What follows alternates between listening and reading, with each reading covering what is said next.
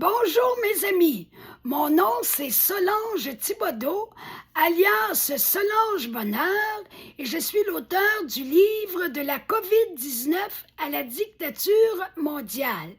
Hier, je vous laissais en vous disant que on a eu affaire à une pandémie qui n'existait pas vraiment dans les faits. C'est un peu fort, hein? C'est spécial. Alors, on est rendu au dernier paragraphe de la page 92 et je voulais vous présenter une biologiste moléculaire en République tchèque du nom de Sona Pekova. Elle nous expose les différences entre les séquences génétiques des vagues spécifiques de 2020 en concluant qu'elles résultent de virus non identiques.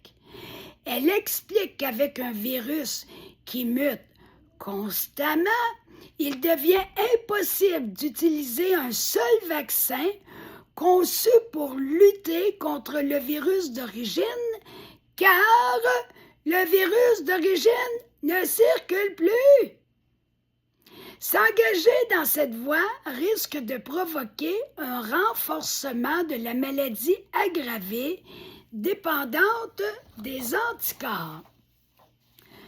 Dr Shankara Cherry, praticien généraliste en Afrique du Sud, évalue comme très suspect que le soi-disant nouveau virus se soit propagé de Wuhan au reste du monde, mais pas au reste de la Chine.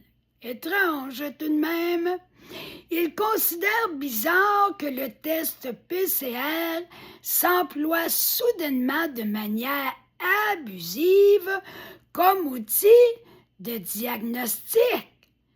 Un autre qui dit que ça n'a pas d'allure, cette histoire d'outils de diagnostic de PCR.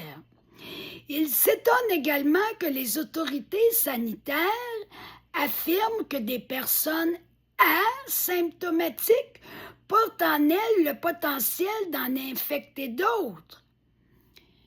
Vidéo tirée d'un extrait d'une émission de Radio-Québec du 21 août 2022. Les asymptomatiques au COVID ne transmettent pas le coronavirus, disent le CDC des États-Unis et l'OMS. C'est spécial, hein, n'est-ce pas? Une autre vidéo, CSI, le Conseil scientifique indépendant en France, CSI 30, asymptomatique, immunité croisée et naturelle, pourquoi les gouvernements ont tout faux, tout faux. Quand je vous disais qu'il n'y a pas grand-chose de vrai là, dans tout le narratif officiel de la COVID, là, c'est pas pour rien. C'était placé le 4 novembre 2021 sur CrowdBunker. Vidéo, Dr. Michael Yeadon se prononce « Les asymptomatiques sont des personnes en bonne santé. Faut pas se faire avoir. » C'était placé sur Odyssée le 3 juillet 2021. Dr.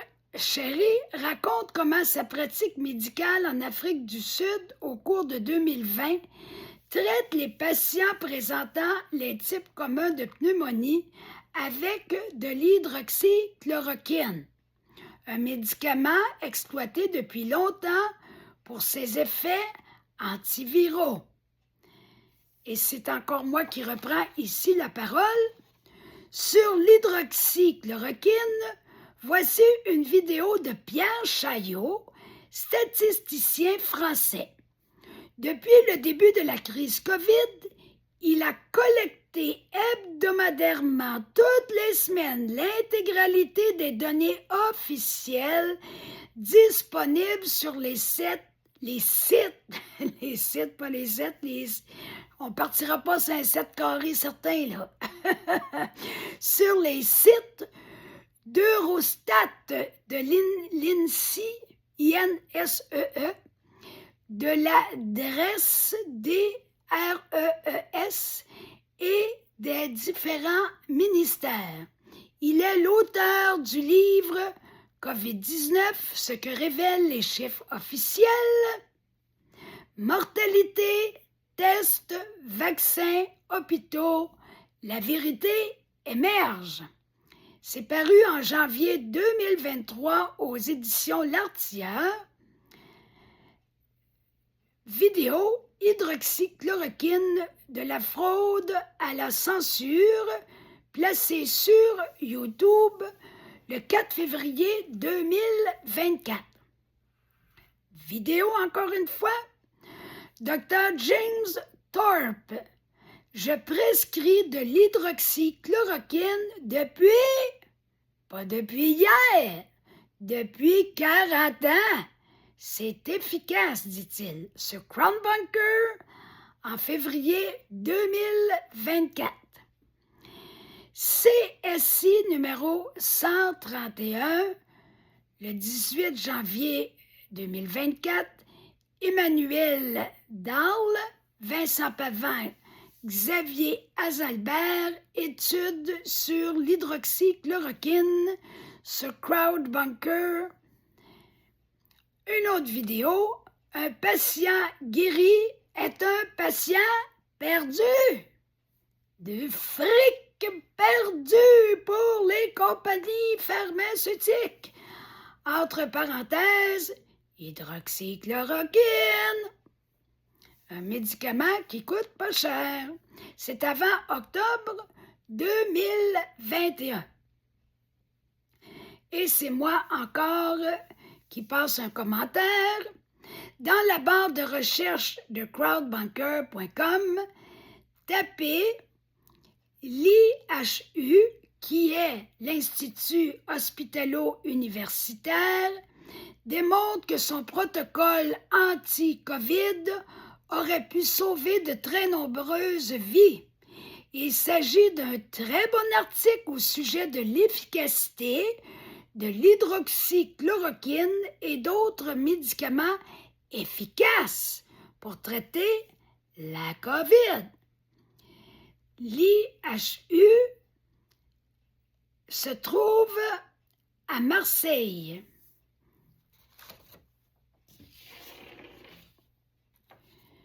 Ici, j'ai un sous-titre en haut de la page 94, un médicament toxique pour soigner, entre guillemets, pour soigner la COVID. C'est amusant, hein? Un médicament toxique pour soigner la COVID. Ça, c'est mon petit humour noir. Docteur Brian Hardis, médecin américain, praticien holistique, PDG de lardislab.com, évoque une malveillance systématique. C'est pas rien, une malveillance systématique.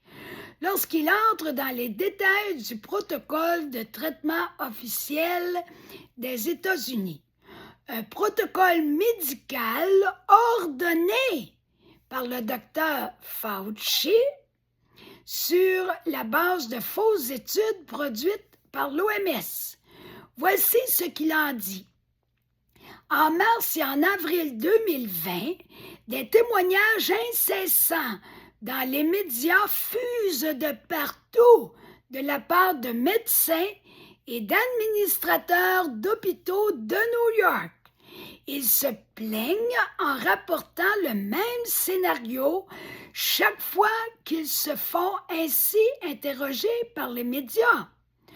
Qu'observez-vous chez les patients que vous traitez pour la COVID dans les hôpitaux de New York?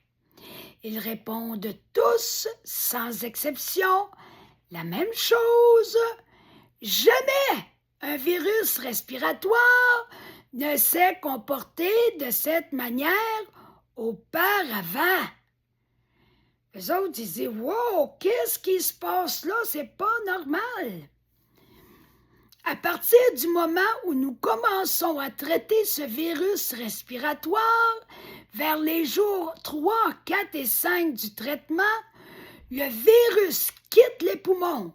Il commence à attaquer les reins en provoquant une insuffisance rénale aiguë. Situation problématique jamais observée par le passé. Ces médecins ne cessent de répéter « Nous ne manquons pas seulement de respirateurs, mais également de machines à dialyse. » Ça ne devrait pas se passer comme ça. C'est pas normal. Donc, on va se retrouver demain pour continuer. On est bien parti. D'ici là, je vous encourage à liker, à partager au maximum, à vous abonner à ma chaîne, à aller vous procurer mon livre pour mieux me suivre. Quand je fais la lecture, c'est 40 $, que ce soit sur Amazon ou en m'écrivant à solangebonheur60@gmail.com ou bien vous allez sur ma page Facebook à ma première publication, la publication épinglée. Dans le premier commentaire, vous allez trouver mon livre en format numérique complètement gratuitement. Vous avez le livre au complet, vous pouvez l'imprimer ou, si vous préférez, vous pouvez le lire directement à l'ordinateur ou sur votre tablette et ça ne vous coûtera pas un sou. Alors, on se retrouve demain pour la suite du livre. Bonne fin de journée.